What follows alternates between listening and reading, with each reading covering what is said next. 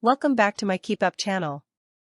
Billy Joel's first wife breaks silence on their marriage 43 years after their divorce for tell-all new documentary.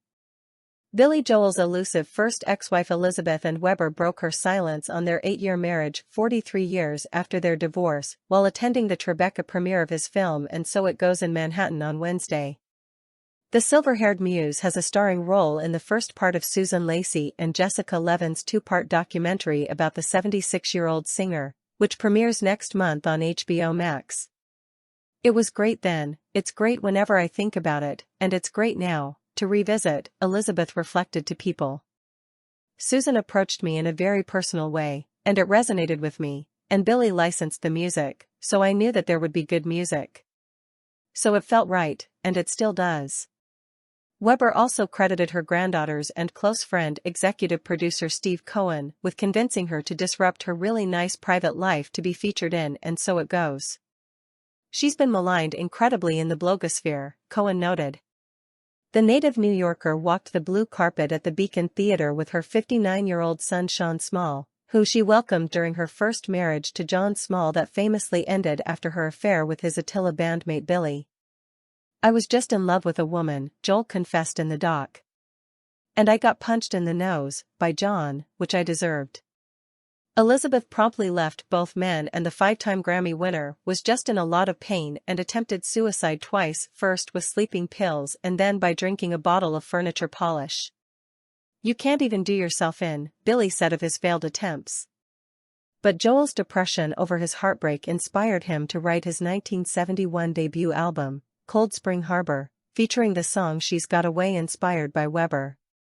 "You could tell from the lyrics that he was really in love with Elizabeth," Small said of his ex-wife in the doc. Elizabeth soon rekindled her romance with Joel. They married in 1973, and soon after she became his manager that changed his career forever.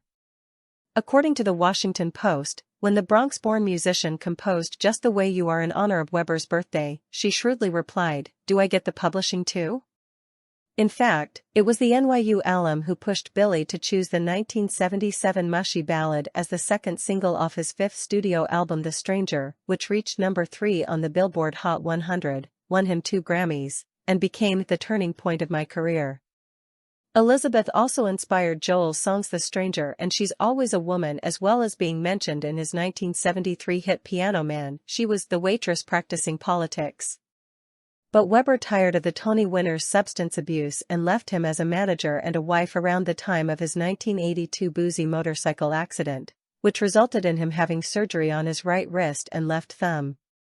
"I was amazed that I was still alive," Billy, who moved on with 80s supermodel Christy Brinkley in 1983, said in the doc. "I should have died in that accident." Sadly, Joel was unable to attend his own premiere Wednesday due to his recent diagnosis with normal pressure hydrocephalus, a brain disorder which causes hearing, vision, and balance issues. "He's going to be fine," co-director Susan Lacey told THR. "He just needs to recover. He needs to do the physical therapy, which he's doing. The doctors were telling him yesterday he'll be fine." Source: dailymail.co.uk. Please like, share, and subscribe.